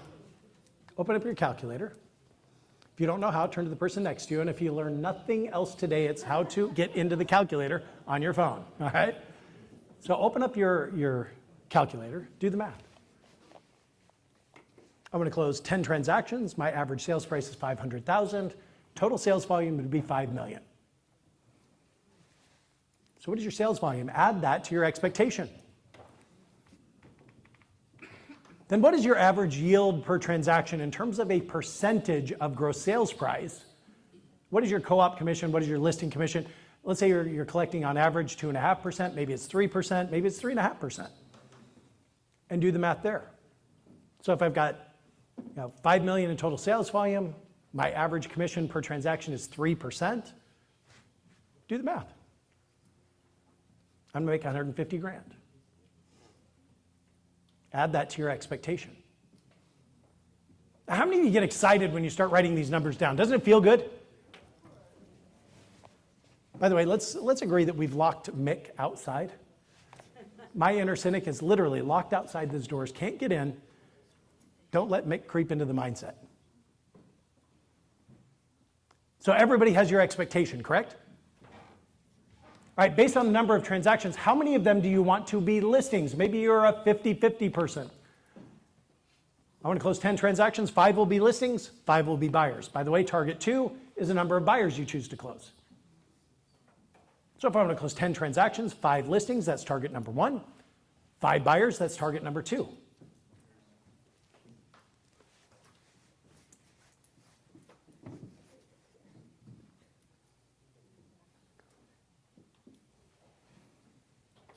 How are we doing so far? Am I being clear? Any questions so far? All right, good. Now target number 3 is the leverage target. Now remember, 4 categories: models, systems, technology, people. What is lacking from your current strategy that needs to be installed now? Is it a CRM? Is it a digital marketing platform? Is it, I don't know, anything from slide broadcast to easy texting? Is it hiring somebody, maybe a social media marketing person? I mean, what is that action that when you take that, it makes the leverage target easier to accomplish? Okay, let's go back to target number 1. However many listings you choose to close, I want somebody to shout out one action that you can take to close that many listings. 10 conversations a day. That would be an action, right? Number 1, it's specific. Number 2, it's measurable, and we can't manage what we don't measure. 10 live conversations. Who's going to do it? You. Okay, so put your name there. And by the way, when we start building a business plan, if you're a solo agent, your name's going to be all over this thing, and that's okay. That's where we all start. We start in the I do it phase, and we transfer into the we do it phase. And those people who truly want to own a business, they jump over the line to the they do it phase. And this methodology will get you there. Okay? So 10 live conversations a day. Who's going to do it? You. Now, here's the fun thing. Lead generation can effectively be leveraged through other people. Here's the bad news. You get to master it first. Y'all with me? Okay. So what's another action that you can take or somebody else can take on your behalf to get that many listings? One listing appointment a day. Well, one listing appointment a day, I love that. I think it's fantastic. And that's more of a result than it is an action. Set one listing appointment a day, which means you need to keep making conversations until you do that. And I love it. Guys, see, so many times we're motivated through the contrast. It's not about what we're going to gain, it's about what we're going to avoid in terms of pain. Does this make sense to you guys? Like, for example, when I was in production, I would wake up every day, I would get out of the shower, I'd look at myself in the mirror, and I would literally look myself in the eye and I would say, Shon, you're unemployed. You are unemployed until you find a buyer or seller who's willing to engage you and your services by signing an agency contract. So it doesn't matter how many conversations you make if that's your action, to set one listing appointment a day. I think it's fantastic. What's another activity that you or somebody else can do to get that many listings? Come on, talk to me, gang. Spheres. I go to my farm, I walk my dog, and everybody knows me, and I ask them, my goal this next year is help 20 families, to help them get that goal of American dream. And I said, who do you know? I just tell me something. I love it. So walking your dog is an action.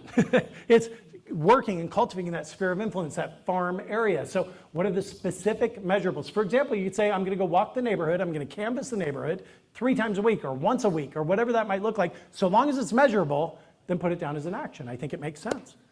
Sphere of influence. How many of you, the majority of your business comes from your sphere of influence? Friends, family members, past clients, yes? Referral business, absolutely. In fact, the average of all the top producers, 83% of their business comes from sphere of influence. So an action might be to install a 36-touch campaign. We're going to reach out to everybody in your sphere of influence 3 times a month. And you're going to have that done. Who's going to do it? By when would it be accomplished? Like some of these are going to be ongoing actions. 10 live conversations a day, that's 5 days a week. So when you get to that by when column on the right margin, that's a daily task. Maybe installing a 36, pardon? If you're not a real phone person, just like me, I do both, but your conversations, live conversations, could be somebody you met while you're... Thank you for bringing that up. She said your live conversations can be somebody that you just meet. Maybe you're walking your dog and you meet somebody for the first time. Maybe you're in line at Starbucks and you strike up a conversation. Heck, I've got a client on the East Coast. It's a ritual for him now. He goes into Starbucks every single morning. He gives the barista a $20 bill and another $10 bill as a tip and says, okay, the next 20 people who come through this line, I want you to deduct $1 from their bill.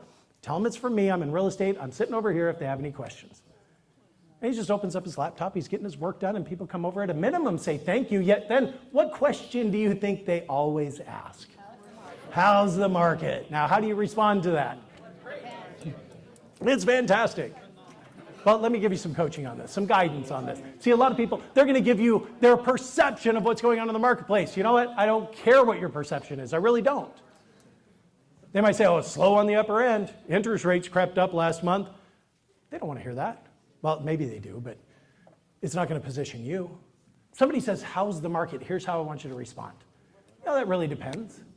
Are you asking because you're looking to buy a home, sell a house, or invest in real estate? Which is it? See, because your response is going to be totally different if they're looking to invest versus sell. Or if they're looking to buy, your response is going to be totally different, right? Yet you're qualifying this conversation. They might say, well, really, I was just being polite. I have no interest in real estate. At least now you know. At least now you know, yeah. All right, somebody give me another action that would generate a listing. Business to business. B2B, I love it. Business to business. How many of you guys have really worked on and cultivated and added to your sphere of influence a list of allied resource partners, affiliates, in other words? Anyone really focused on that? Good, many of you have. Maybe you've joined a BNI group or an MNI group where you get together and you network together on a weekly basis with one intention to send each other referrals, right? Now, I'll give you a quick strategy. This is part of our Accelerated Breakthrough program, by the way. The B2B networking. By the way, when you use this strategy, your conversation to appointment ratio with another professional in your market area should be 100%. One conversation, one appointment. Now, let me explain. Let's just say, and by the way, think of all the people who are somehow affiliated with real estate sales, but they don't sell real estate.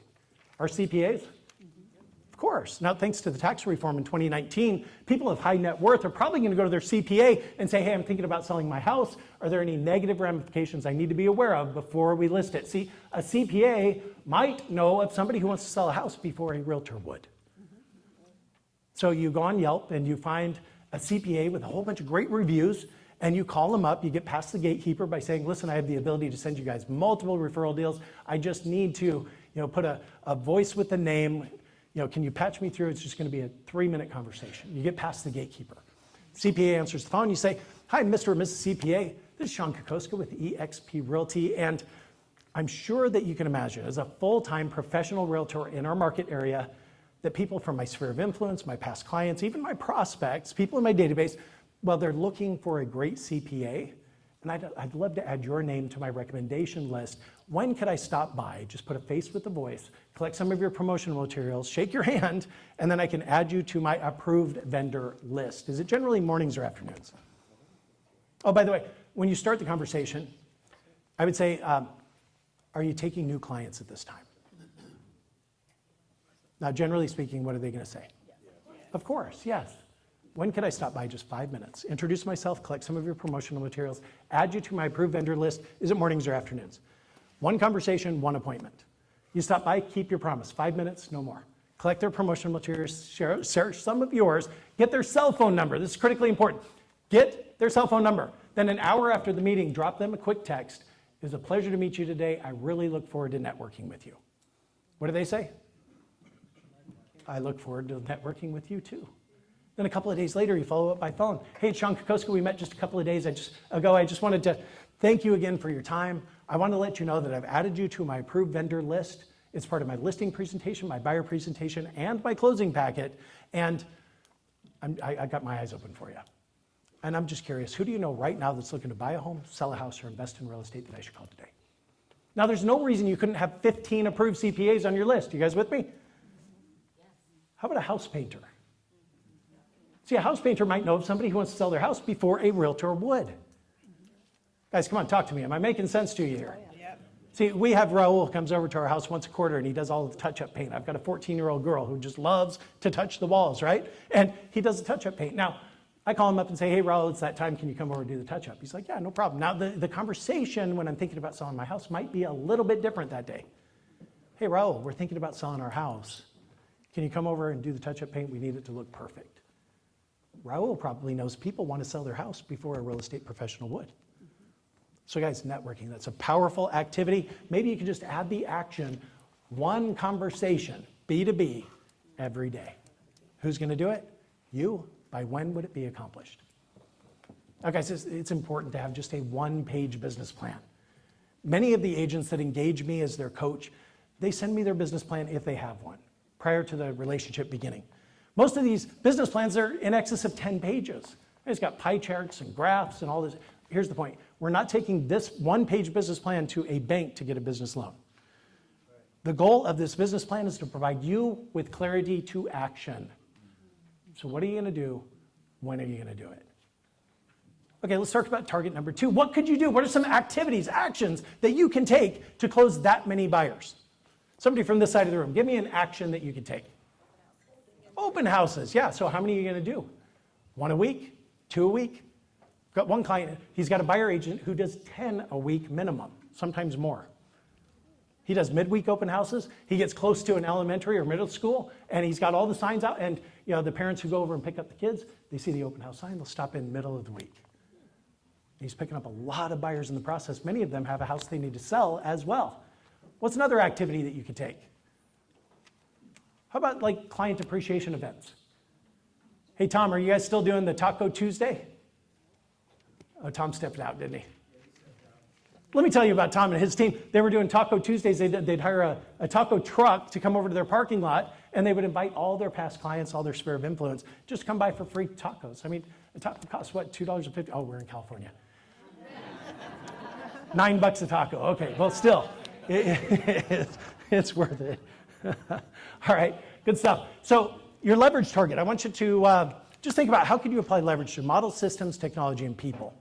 And of course, I want to give you some actionable items that you can walk out of here today with knowing what to do. How many of you guys are using Sly Broadcast, by the way? Anyone? Okay, I want you to write this down. This is so powerful. Sly Broadcast, that's SLY, like Sierra Lima Yankee, broadcast.com. What this is ringless voicemail drop. So in essence, maybe it's through Espresso Agent, Vulcan 7, Mojo, Land Voice. I mean, so many data service providers out there. You can get the neighborhood data. You can even get through your title company. Get the phone numbers of everybody who owns a property in this subdivision, right? And of course, scrub it against the DNC. Eliminate those people. And then what you're gonna do is you go to slybroadcast.com, take the remainder, you upload the phone numbers into the platform. And it's so intuitive, anybody can do it. You upload the phone numbers, you name that list, that subdivision, then you record your voice just one time.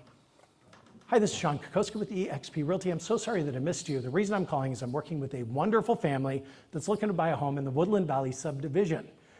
They're looking for 4 bedrooms, 3 bathrooms, a 2-car garage. I've shown them everything on the market. We haven't been able to find it. So I just want to get proactive and reach out to the homeowners in the neighborhood to see if you're thinking about selling your house. If so, pick up the phone and give me a call. Simple. In 5 minutes, you could leave thousands of voicemail messages. Now here's the thing. It's 3.5 cents per voicemail.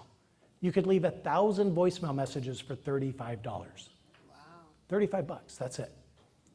So I'd encourage you to investigate Sly Broadcast. That would go under the leverage target number 3. You guys, are you tracking with me? Are we doing okay? Yeah.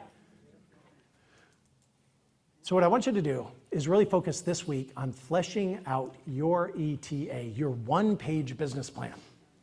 Now the final step in this planning process is to time block, and we're going to get into that.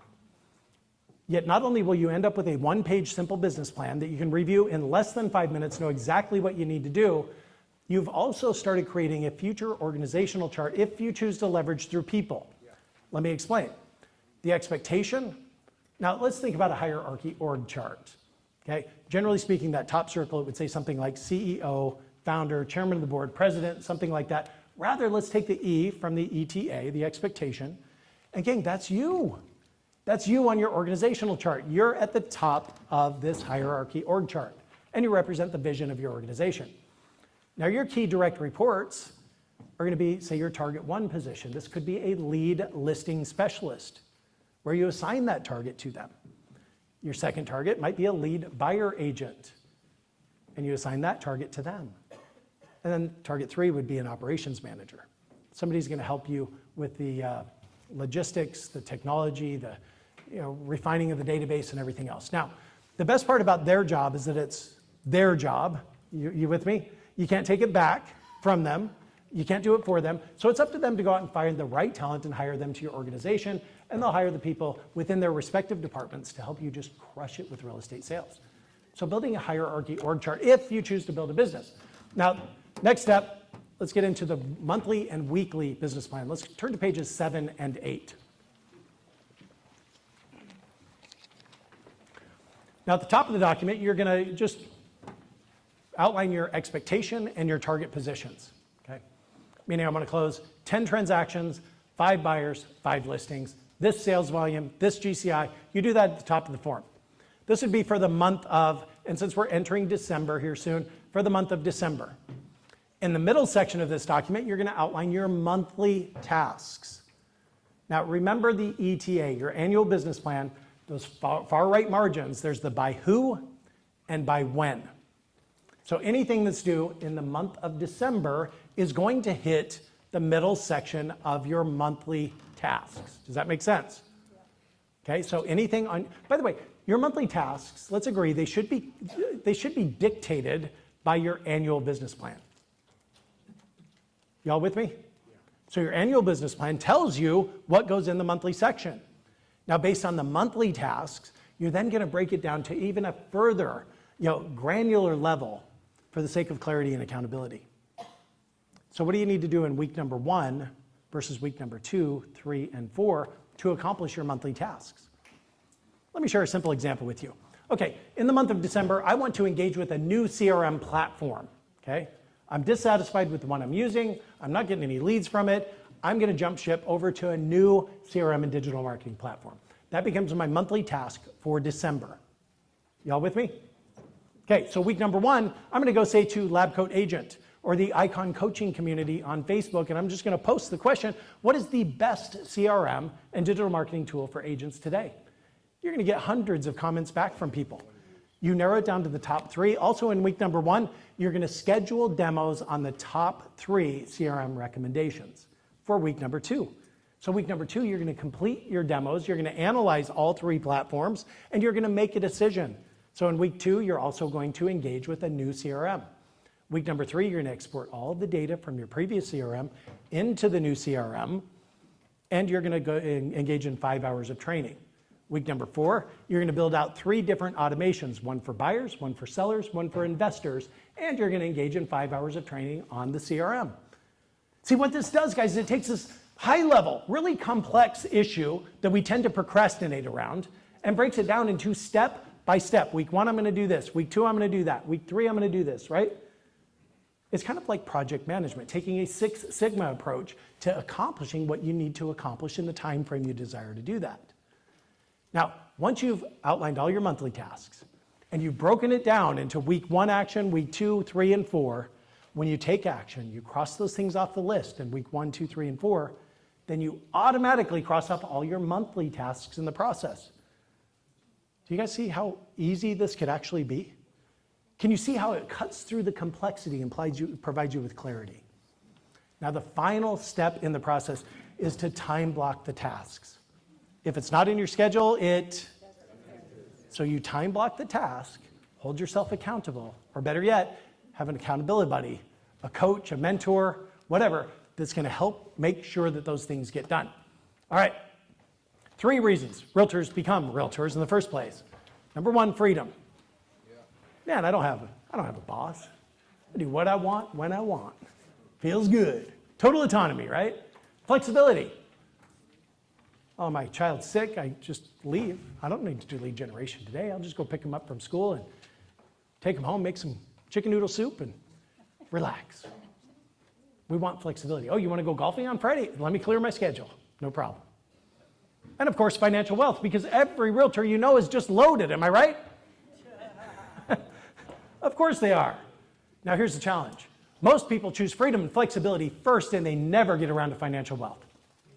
Now here's my input. Choose discipline first.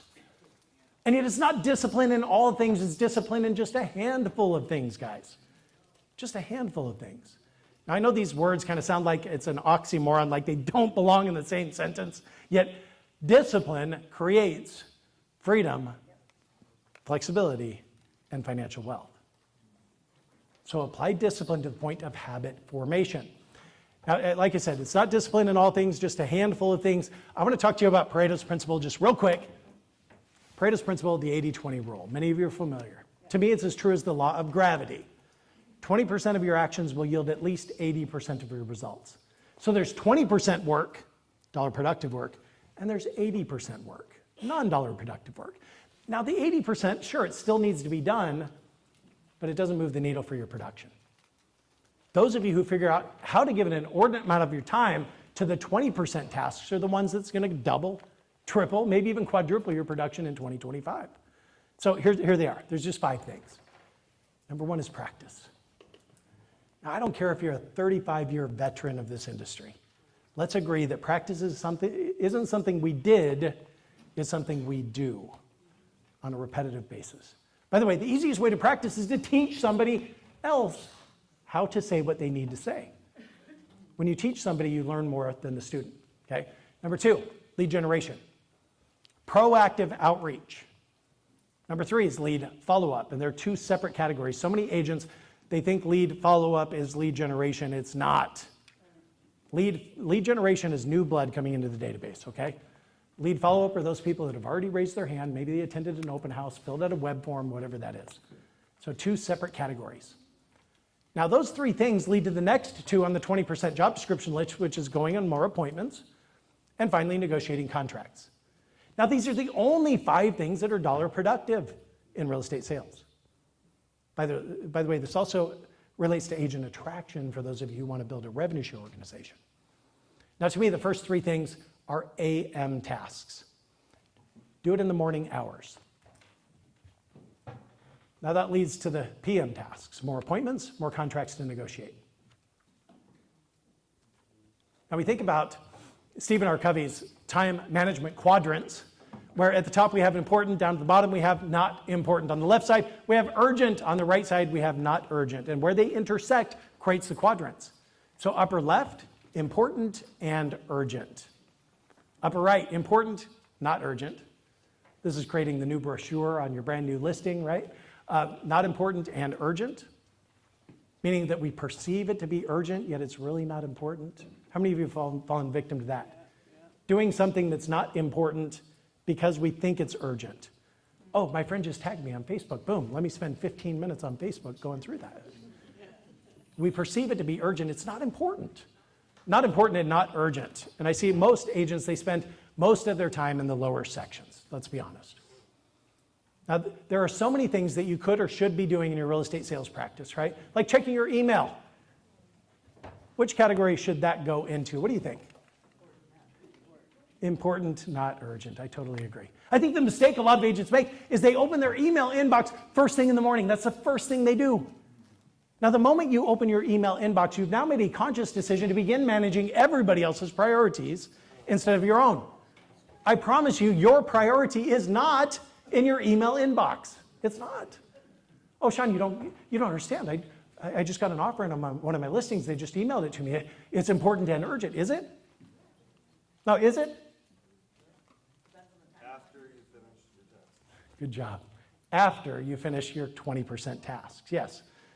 AM hours, practice, lead gen, lead follow-up. Listen to what I say.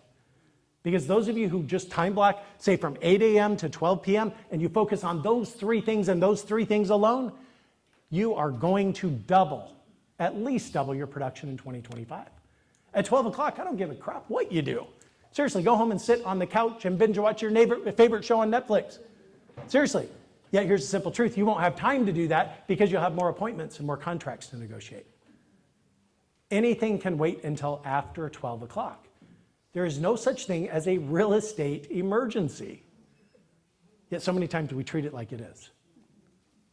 Imagine with me for a moment. You have to go to the dentist, oral surgeon tomorrow morning, get a root canal. As painful as that sounds. You can't answer your phone, you can't check your email, and you're going to be in that dentist chair until 12 o'clock. Is your business going to die? Of course not. So the bottom line is when you commit to practice, lead gen, lead follow-up in the AM hours, guys, you're going to crush it. The only thing that belongs in that upper left quadrant of important and urgent are these 5 things. That's it. And if it's before noon, only the first 3. All right, so I hope I'm being clear there. Yet, I want to share with you, and even though I could talk based on the research we did on the one thing for the next 10 hours about time and self-management, how to get the most out of yourself in every hour that you choose to invest in your work life, I can't do all of that today. I do want to share with you just a profound methodology that will help you narrow your focus to the priority of the moment, okay? So anytime you think of doing something, and guys, I mean anything, I want you to go through the 4D approach before you take action. First, you're going to ask yourself, can I ditch it? That's D number 1. Ditch it, and that should always be number 1. Do I even need to do that? Now, when I learned about the 4D approach, I was a buyer's agent. I was closing over 100 buyer sides per year, and I was as busy as I could possibly be. So I looked at my schedule. I was looking for my time bandits. It's a valuable exercise. And what I realized is that I was going on every one of my home inspections personally. Now, the average home inspection, let's agree, takes about 3 hours, including drive time. Would you guys agree? Now let's do some math. 3 hours per home inspection, over 100 home inspections a year, that's over 300 hours of my life that I was investing in home inspections. Now, I didn't think it was the highest dollar productive activity I could do. My bottom line is, if the damn furnace is broken, it's broken. I'm not going to fix it. I'm not going to put it on a tool belt. I don't know how. I don't want to know how. So let's do the math on that. 300 hours. Let's divide that by a 40-hour work week. How many weeks was I investing in home inspections? Somebody tell me. 7.5 weeks of 40-hour work weeks was being invested in home inspections out of a 52-week year. That's not the highest and best use of my time. Now, if you attend home inspections and you choose to, I'm not telling you not to. I'm just saying I chose to reallocate the time that I was investing in home inspections back into the 20% effort, to practice more, to lead generate more, create more conversations, to create more appointments, to do more lead follow-up, to make sure that nothing slipped through the cracks, right? Then delegate it. Can I delegate it? Who can do this for me? And I encourage all of you to think in terms of 3 words. That's who, not you. Who can do that with me? Who can do that for me? I also think in terms of who, not how. Like anytime I think of doing something unique, different, special at Icon Coaching, well, I have to be honest with myself and say, Shon, you're probably proficient at maybe 20% of the tactical work associated with this rollout. Now, guys, I can invest the 10,000 hours to master the other 80%, or I can find a who knows the how, to cast a vision, explain the why, create a mutually beneficial compensation model, and let them get the job done. So who, not you. Now, again, when I learned about this as a buyer's agent, I recognized about 3 to 4 hours a day was invested in lead follow-up, following up with prospects that, quite frankly, were C buyer prospects at best. They weren't doing anything. Yet I invested this time day after day, call after call, because I couldn't stand that gut-wrenching feeling of following up with the buyer a week too late to find out that they just bought a home with a different realtor. I hated that feeling. So I just throw time after time into following up with these prospects. So I thought, who could do that for me? Well, I reached out to my favorite lender. Is the lender that sponsored the event, is it Steve? JJ, thank you. Sorry about that, JJ. Steve, JJ, let me ask you a specific question. If any of these realtors said, hey, listen, I've got this list of 100 buyers that have raised their hand in the past, would you and your team follow up with them for me? What do you think, JJ? Would you do that? Where is JJ? Yes, he would do that. He already does that. So can you apply leverage? Can you delegate? Yes, even as a solo agent, you can delegate some of these tasks. You're going to double your lead follow-up in the process, and you're going to increase your conversion. Okay, third D, let's move on. Ask yourself, can I do it later? Now, by the way, this only works if you've got a time block set aside for that particular task. Otherwise, it just turns into procrastination. Okay, the fourth D and the final option, last resort, do it now. Now, most realtors, let's be honest, they want to do everything right now. They end up with 15 projects all working simultaneously. They're not accomplishing a darn thing because their focus is far too diluted. They've mistaken movement for achievement. In fact, write that down. Don't mistake movement for achievement. It's not about being busy, it's about getting busyness. All right, go through the 4 Ds. You're going to find yourself focused on the right activity at the right time. Now, it's not about the hours you put into the workday, it's about what you put into the hours, no doubt about that. Let's move on. Remember, it's not in your schedule, it doesn't exist, and all work expands to fill the time allowed. What I'm going to encourage you to do on the following page of your workbook, you're going to see an example of a perfect week schedule. I want you to color code it. Green would be for dollar productive activities.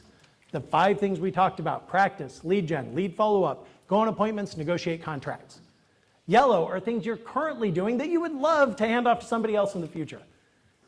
Now, blue would be for non-dollar productive work, yet it needs to be done and you're currently doing it. And some other color for personal time, family time, date night with your spouse or significant other, friend time, you know what I mean? And building that perfect week schedule to show up to the workday with massive intentionality, knowing what you're going to do, when you're going to do it to accomplish your business plan. So I gave you the blank on page 11, so you guys could start work on that right as we leave here. To say, okay, if the world were perfect, and we know it's not, I would be doing this task between these hours during this time. Okay, so a lot of people, they tend to compare their insides to other people's outsides, right? How many of you guys agree that comparing yourself to somebody else kills all joy? It undoubtedly does. See, people in that type of mindset, they're in a have, do, be mindset. Well, if I have what so-and-so has, then I could do what so-and-so does, and I could be the person I want to be. That's totally backward. Or even worse, they say, well, if I do the work, then I'm going to have the income, and then I could be the person I want to be. Again, totally backwards, guys. It's about being first. So be, do, have.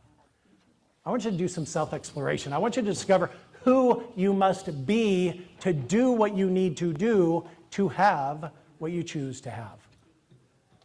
And once you have that profound sense of clarity around your state of being, then again, you're thinking like that person would think. You're going to do what that person does, and you'll have whatever you choose to have. A lot of people say, well, Shon, if only I had more money, then I could be the person I want to be. Or if my relationships were better, or my health were better, or my business were bigger, then I could be the person I want to be. Yet there's one thing in common in all of these 4 circles. What are they?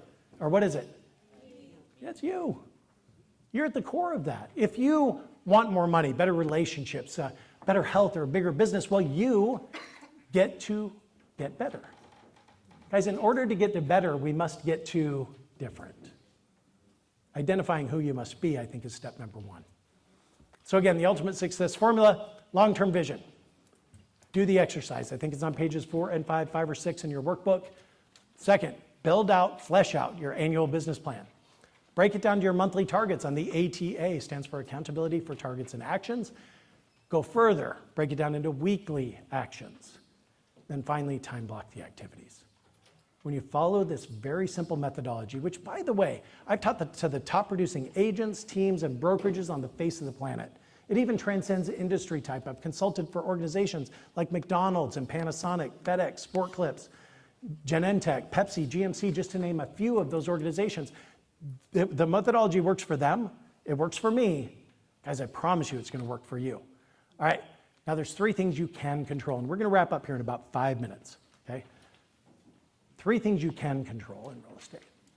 You can control what you say. You can control how you say it. And of course, you can control how many people you say it to. Want more appointments? Create more conversations, right? So we came up with a little program. It's called Accelerated Breakthrough. Guys, it's 16 weeks of coaching and training. And it's not $2,997, as many people suggested. It's not $1,997 like people have suggested. It's not $997. In fact, 16 weeks of coaching, guys, for one flat fee of just $347. You get over $10,000 worth of add-on products, do-it-yourself social media training. You get scripts, dialogues, objection handlers, accountability, so many things in place, or $99 a month for 4 months. Guys, to me, this is a no-brainer. It will strengthen your foundation, then you can build upon that foundation with just absolute confidence. So in month 1, here's the things we talked through in these 16 sessions. It's 1 hour a week. They're live on Zoom meeting. You get a workbook the day before. You attend the session live. You fill in the blanks. You ask questions, get answers. There's assignments between sessions, and this is why it works. Assignments between sessions that are strategically designed to help you get the traction you deserve in real estate sales. In the second month, we talk through these things. We get into high-level concepts like neuro-linguistic programming, language patterns, how to become more influential, more charismatic with the people that you're working with. We get into my 20-point buyer presentation. By the way, how many of you would like to, from buyer appointment, have 100% conversion to signed buyer agency contract? That's what this program, that's what this platform will do for you. We get into social media marketing, prospecting for buyers, understanding behavior styles, back into NLP. Then you're going to get my listing presentation, all digital assets, from the PowerPoint, the workbook, the script cards that come along with it. There's 42 of them for you to practice and refine and master. Additionally, we get into getting buyers to make faster decisions, managing your pipeline, and negotiating strategies. The final session is just a mastermind and recap. The next session, it starts next week, November 21st. Now, if you're interested in any of the products that we have here at Icon, I just ask you to scan this QR code. Now, one-on-one coaching, we have a fee-based model. How many of you guys are engaged with a coach right now? Good for you guys. It shows it demonstrates your commitment to your business and your growth and your production, as well as to your family and everything else. Yet, traditional coaching companies, they charge you a flat fee per month, right? It's generally between $1,000 and $2,000 per month. And you get to pay it whether or not you produce. If the coaching's not working, it's not working, and you still get to pay for that coaching. Doesn't that feel good? Of course it doesn't. So we've got a new model that I'm so excited about. In fact, I think this is going to revolutionize the way that coaching companies do their business. It's called result-driven coaching, meaning you don't pay for coaching unless you produce. How does that feel? So how it works, it's a capped model, just like Keller Williams brokerage, just like EXP, where you're only going to pay up to $12,000 per year for coaching. And by the way, if you don't cap, you don't cap. Let's just say that based on your production, you only apply $4,000 toward your coaching based on the percentage of your level of sales volume. Let's say you only pay $4,000 for coaching. Guess what? That's all you pay for coaching. Yet our job, and we believe so firmly in what we do, we know that we're going to get you to cap with Icon. So you would pay $12,000 per year for one-on-one coaching. If you choose to do it every other week, it drops down to $6,000 per year. Or, no, sorry, $7,200 per year, $600 per month, okay?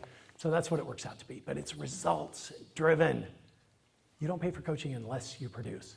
And of course, we have our Accelerated Breakthrough Program. How many of you guys want to build revenue share at EXP? Anyone? I love my revenue share check showing up every single month. It's inheritable, makes me feel good knowing that my family gets that money, even if I'm gone, right? So with that said, if you want to learn how to aggressively attract agents, I would encourage you to check out Accelerated Breakthrough. So again, all you have to do is scan that QR code. It brings you to all the different programs that we offer there. You can investigate it. No pressure from me whatsoever. Yet if you choose to make 2025 the best year yet, this may be the best way for you to do that, okay, guys? So do yourself a favor, just scan that QR code. There's some videos there that you can watch. You can see some testimonies, things like that. And thank you for allowing me the time to give you a quick commercial on what we get to do at Icon Coaching. So thank you.